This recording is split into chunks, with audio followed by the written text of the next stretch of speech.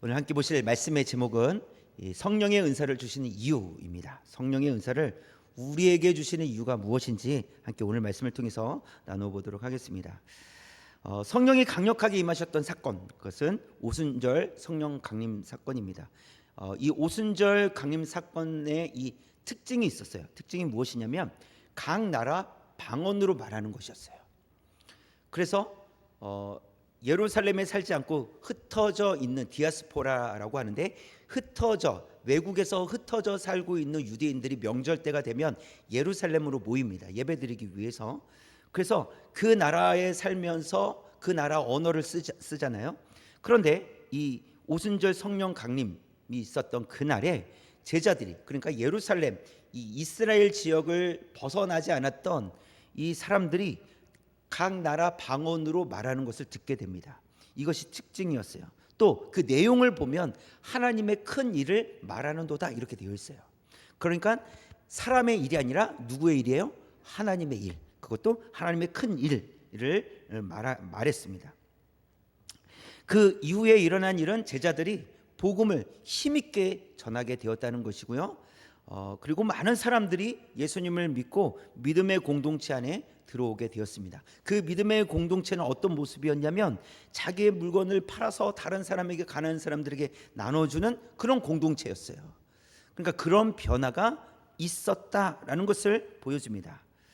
이것이 성령께서 임재하셨을 때 일어난 일이에요. 그래서 큰 특징이 무엇입니까? 성령께서 하시는 일에는 변화가 있다라는 거예요. 성령께서 하시는 일에는 변화가 있다. 그래서 우리가 성령님 저와 함께 해주십시오. 저에게 제 삶 가운데 임재해 주셔서 제 삶이 변화되게 하여 주옵소서. 이런 기도가 우리에게도 필요합니다. 그러니까 성령께서 관여하시면 무슨 일이 일어난다고요? 변화가 일어난다는 것을 말씀해 주고 있습니다. 이 고린도전서 12장, 우리가 읽은 4절에서 11절을 읽었는데, 이 고린도전서 이 12장은 은사를 이 주제로 한 내용을 다루고 있습니다. 그래서 은사는 다양하지만 성령이 같다 이렇게 말씀하고 계세요. 그래서 성령이 주신 은사예요. 그래서 성령께서 은사를 주시면 어떤 일이 일어나느냐라는 것을 우리가 보려고 합니다. 자, 그런데 7절에서 보면 은사를 주신 이유를 말씀하고 계시는데, 유익하게 하려 하심이라 이렇게 되어 있어요. 성령을 은사를 왜 주신다고요? 유익하게 하도록, 공동체가 유익할 수 있도록 하기 위해서 은사를 주신다라고 말씀하십니다. 그래서 이 은사에 대한 이야기를 할 때 어떤 은사를 주셨는지에 초점을 맞추기보다는 은사를 주신 이유에 대해서 더 초점을 맞추고 계신다는 거예요. 우리는 어떤 은사를 받았는지가 더 궁금해할 때가 있어요. 어떤 은사? 나는 방언의 은사밖에 못하는데, 병 고치는 은사 있어서 좋겠습니다 막 이러면서 뭔가 더 좋은 은사를 말하는 것처럼 어떤 은사를 받았는지에 우리는 관심을 갖지만, 하나님은 말씀을 통해서 은사를 주신 목적, 이유에 대해서 우리에게 말씀하고 계시다는 겁니다. 그래서 하나님은 우리에게 왜 은사를 주셨는지 구체적으로 오늘 말씀을 통해서 크게 두 가지를 살펴보도록 하겠습니다. 첫 번째, 시작. 공동체 유익을 위해서 은사를 주십니다. 왜 주셨다고요? 공동체 유익을 위해서 주셨다 이렇게 말씀하십니다. 이 공동체 유익, 어떤 유익이 있을까? 총 세 가지인데요. 첫 번째 보시면 시작. 하나 되게 하기 위해서입니다. 그랬어요. 어떤 유익을 주시는 거예요? 하나 되는 유익을 주시기 위해서 은사를 주셨다 말씀하십니다. 그래서 4절에서 6절에 보면 성령은 같고 주도 같으며 하나님도 같으니 이렇게 표현이 되어 있어요. 그러니까 은사와 직분 사역에 대해서 말씀하시면서 성령도 같고, 그리고 주도 같고, 하나님도 같으신 분이시니 모두 하나님 안에서 하나입니다 이거예요. 그러니까 은사가 달라도 하나이고, 직분이 달라도 하나이고, 하는 일이 섬기는 봉사가 달라도 하나다라는 것을 말씀해 주고 있어요. 그래서 하나가 된다는 의미는 성부와 성자와 성령께서 삼위로 계신다는, 삼위일체 하나님으로 계시다라는 그 개념에서 찾을 수 있는데요. 삼위일체 하나님은 독립적이시지만 성부와 성자와 성령 독립적이시지만 연합되어 계신 분이십니다. 또 다르다는 개념이 있지만 한 분이시라는 거예요. 또 역할이 구분되어 있지만 모두 같은 일을 하신다는 거예요. 이것이 하나 된다, 하나됨을 의미합니다. 자, 그렇다면 성령께서 우리에게 은사를 주신 이유, 하나 되기 위해서인데, 각자 개인적으로 독립적으로 있지만 우리가 연합할 수 있도록 하기 위해서 은사를 주셨다라는 거예요. 우린 서로 다 다르단 말이죠. 각자 다른 삶을, 각자가 각자에게 주어진 삶을 살아갑니다. 그러나 연합하기 위해서라는 것이고요. 서로 다르지만 하나 되기 위해서, 또 하고 있는 일들이 구분이 되어 있어요. 서로 다릅니다. 그러나 그 모든 일이 누구를 위한 일입니까? 하나님을 위한 일이라는 거예요. 우리는 다 하나님을 위해서 하는 거예요. 그래서 꼭 임원이 하나님을 위해서 일하는 것이고, 임원이 아니면 일을 안 하는 것이 아니라 임원도 하나님을 위해서 일하는 것이고요, 임원이 아니더라도 하나님을 위해서 일하는 거예요. 꼭 직분이 있어야 하나님을 위해서 일하는 것이 아니라 모두가 하나님을 위해서 하는 일이라는 것이죠. 그 사실이 중요합니다. 그 말은 이것을 구분 지으려고 하지 말고 모두 하나님 안에서 우리는 하나입니다. 그래서 우리는 서로 다 다르고 각자 다른 일을 하는 것처럼 보이지만, 그러나 하나님께서는 합력하여 선을 이루게 하시는데 결국은 하나님의 뜻을 이루어가게 하십니다. 이런 의미예요. 그래서 어떤 유익을 주시는 것입니까? 하나 되게 하기 위해서, 하나됨을 위해서 우리에게 은사를 주셨다라는 것입니다. 두 번째 시작. 어우러짐을 위해서입니다. 어우러짐은 여럿이 함께 어울려 하나를 이루는 것입니다. 이것도 하나됨이죠. 음악에 쓰이는 악기들이 많이 있잖아요, 그렇죠? 음악에 쓰이는 악기들이 많이 있는데 그 악기들, 다양한 악기들이 함께 아름다운 음악을 만드는 것이 어우러짐이죠, 그렇죠? 소리가 다른데도 불구하고 그것이 함께 어우러지게 되는 거예요. 이런 느낌, 이런 것을 어우러진다라고 말하는 것이죠. 그림을 그릴 때에도 여러 가지 색을 사용해서 그려요. 근데 그 색감이 너무 잘 어우러지는 거예요. 이것을 어우러진다. 예쁘다. 그림이 참 예쁘다. 그러면 그 색이 조화롭다. 어우러진다. 이런 의미가 있는 것이겠죠. 여러분, 비빔밥도요, 여러 재료를 넣잖아요. 각자 고유의 맛이 있어요. 그런데 다 넣고 비비면 어떤 맛이 납니까? 고유의 그 맛이 나는 것이 아니라 어우러진 맛이 난다는 거예요. 네, 맛있다라는 것이죠. 이 갈라디아서 5장에서도 성령의 9가지 열매를 이제 말씀하고 있는데, 그러니까 하나가 아니고 둘 이상일 경우에는 단수가 아니고 복수로 써요. 그래서 사실은 9가지니까 열매라고 써야 돼요? 열매들이라고 써야 돼요? 열매들이라고 써야 되는데, 이 갈라디아서 5장에서는 열매들이라고 쓰지 않고 열매라고 써요. 9가지 열매라고 써요. 그것은 실제로 복수로 쓰지 않고 단수로 썼다는 거예요. 마치 하나인 것처럼 9개인데 하나라고 이야기하는 거예요. 그 말은 9가지 성령의 열매가 하나로 어우러져 있다는 것을 보여주는 거예요. 그게 어우러짐이에요. 그래서 나는 사랑이 많은데 온유하지 않아, 이것은 아니에요. 어우러지지 않았다라는 거예요. 그리고 그것은 착각입니다. 그것은 사랑이 없을 가능성이 높습니다. 그러니까 사랑은 있는데 나는 온유하지 않아요. 사랑은 있는데 저를 오래 참지 못해요. 이렇게 말하는 것은 사랑도 없다라는 거예요. 어우러지지 않는다는 것이죠. 그래서 갈라디아서에서도 성령의 9가지 열매가 마치 하나의 열매, 9가지인데 분명히 열매들이라고 하지 않고 열매에서 어우러져 있다라는 것을 말씀해 주고 있습니다. 또 이런 어우러짐은 초대교회에서 많이 나타나는데요. 사도행전 4장 32절 시작. 믿는 무리가 한 마음과 한 뜻이 되어 모든 물건을 서로 통용하고 자기 재물을 조금이라도 자기 것이라 하는 이가 하나도 없더라. 자기 것인데, 자기 자신의 소유가 맞는데도 불구하고 자기 것이라고 하는 이가 없다, 이렇게 말씀하고 있어요. 그 말은 무엇입니까? 성령께서 하시는 일은 이와 같이 어우러지게 한다라는 거예요.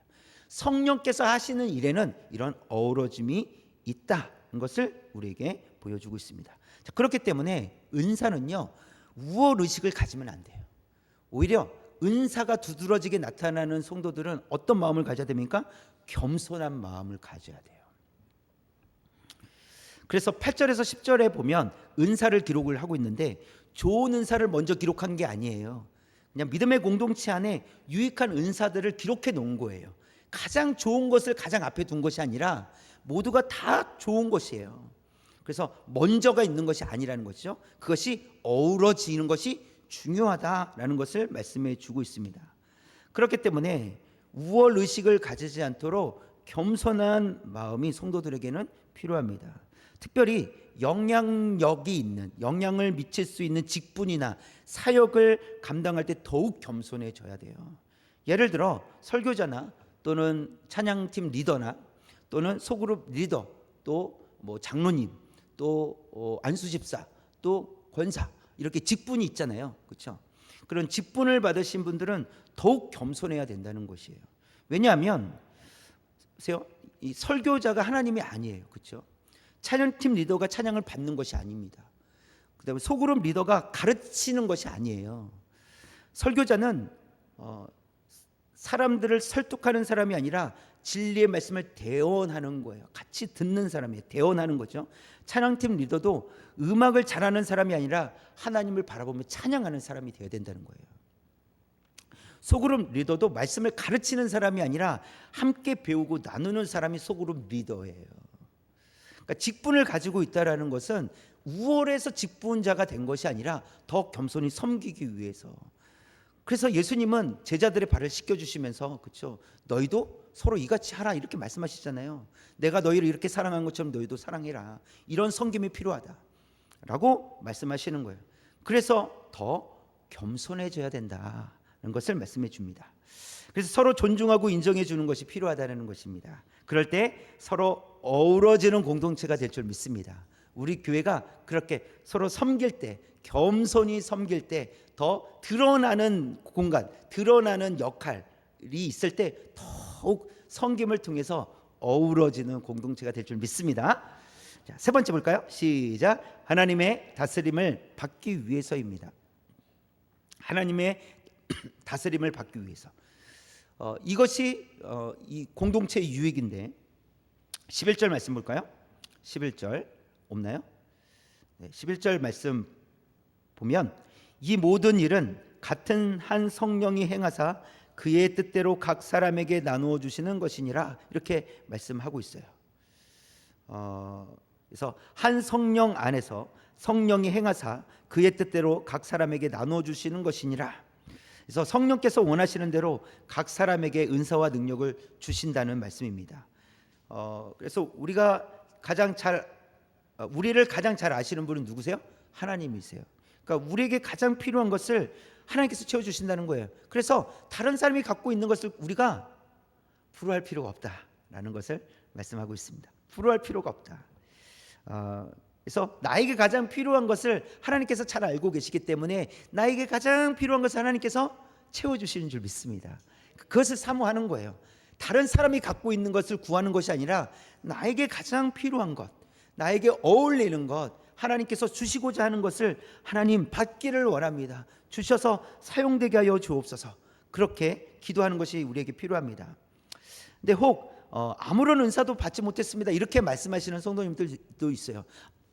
다른 사람들은 다 은사를 받은 것처럼 보이는데 나는 은사를 못 받았어요. 나는 은사를 못 받은 것 같아요. 이렇게 말씀하시는 분들도 있어요.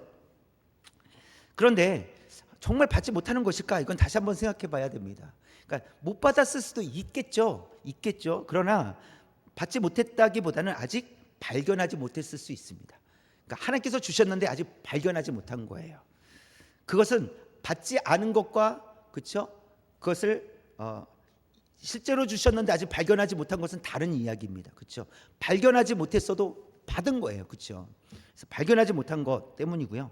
또는 발견은 했지만 마음에 들어하지 않기 때문일 수도 있어요. 난 저 사람이 가진 은사가 더 좋은데 왜 저 은사는 나한테 안 주시지? 하면서 받은 은사를 마음에 들어하지 않는 거예요. 생각하지 않는 거예요. 하나님께서 어떤 은사를 나에게 주셨는지 그건 생각하지 않고 자꾸 다른 사람이 받은 은사만 부러워하는 거예요. 내 은사, 내가 받은 은사는 생각하지 않고. 돈이 많았던 부자 청년의 이야기가 있어요. 하나님의 말씀을 따라 살아가는 일에 열정이 있었던 사람이에요. 그러니까 이유가 어땠든지 간에 그는 율법을 잘 지키는 부자 청년이었어요. 그 말은 율법을 잘 지켜왔다는 것은 성실함이 그 청년에게 있었다라는 거예요. 그러니까 긍정적인 것을 생각한다면 성실하게 율법을 행하는 사람이었다라고 말할 수 있습니다. 그러나 예수님께서 뭐라고 말씀하십니까? 재산을 팔아 가난한 사람들에게 나눠주고 나를 따르라 했을 때 왜 돌아갔습니까? 재물 때문에, 많은 재물 때문에 돌아갔다, 이렇게 말씀을 하고 있습니다. 그러니까 재물로 인해서 더 이상 나아가지 못하고 막혔다라는 것이죠. 그래서 은사가 없어서가 아니라 주님을 위해 산용하는 것을 스스로 꺼려했기 때문에 은사가 발휘되지 않을 경우들이 있다라는 거예요. 하나님께서 원하시는데 내가 사용하고 싶지 않은 거예요. 그러면 은사를 받았음에도 불구하고 그 은사를 사용하지 못하는 경우들이 있어요. 내가 그것을 거부하기 때문에, 꺼려하기 때문에. 오늘 말씀에서는 성령께서 원하시는 대로 이렇게 돼 있어요. 원하시는 대로 각 사람에게 은사를 주셨다, 이렇게 말씀하고 있어요. 하나님의 뜻대로 주셨다라는 거예요. 성령님의 뜻대로 주셨다라는 거예요. 그것은 가장 적절한 것을 주셨다라는 것을 말씀해 줍니다. 하나님께서 여러분에게 가장 적절한 은사를 주셨음을 믿으십니까? 우리가 그것을 믿어야 돼요. 하나님께서 다른 사람에게 주신 것이 아니라 나에게 주신 것이 무엇인지를 발견하는 게 중요하고요. 그것을 가장 나에게 필요하기 때문에, 그리고 어울리기 때문에 주셨다라는 것을 인정하며 살아가는 것은 매우 중요합니다. 그래야 받은 은사를 가지고 하나님을 기쁘시게 해드릴 수 있어요. 유익한 공동체로서, 한 일원으로서 유익한 공동체를 만들어갈 수 있습니다. 그래서 우리에게 주신 이 첫 번째 이유, 은사를 주신 첫 번째 이유는 공동체의 유익을 위해서 하나님의 다스림을 받아 하나 되고 어우러지게 하기 위해서 하나님께서 우리에게 은사를 주셨다.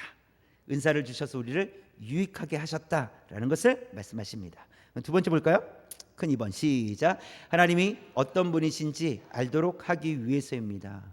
하나님은 어떤 분이실까를 알도록 하기 위해서 은사를 주셨다는 것인데요. 두 가지를 살펴보면, 첫 번째 보시면 하나님은 세심하시다라는 거예요. 그것을 우리에게 가르쳐 주십니다. 11절 말씀 시작. 이 모든 일은 같은 한 성령이 행하사 그의 뜻대로 각 사람에게 나누어 주시는 것이니라.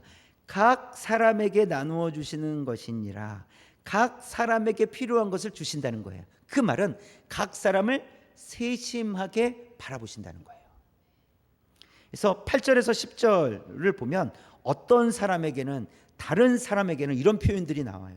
그러니까 모두 다 똑같은 걸 주시는 것이 아니라 어떤 사람에게는 이걸 주고 또 다른 사람에게는 저것을 주고 하면서 그 사람들에게 필요한 것을 따라 주셨다라는 것을 말씀하고 계세요. 그 말은 하나님께서 세심하게 우리를 살펴주고 계신다라는 것을 말씀합니다.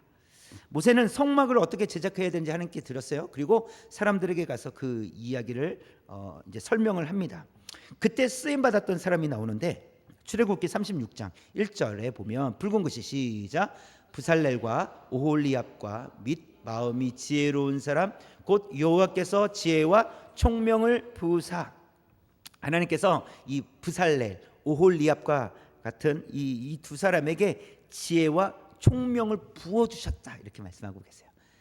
많은 사람들 중에서 그 달란트, 은사를 이 두 사람에게 주셨다라는 거예요. 성막을 제작하는 데 있어서 이 두 사람에게 그런 은혜를 베풀어 주셨다라고 말씀해 주고 있습니다.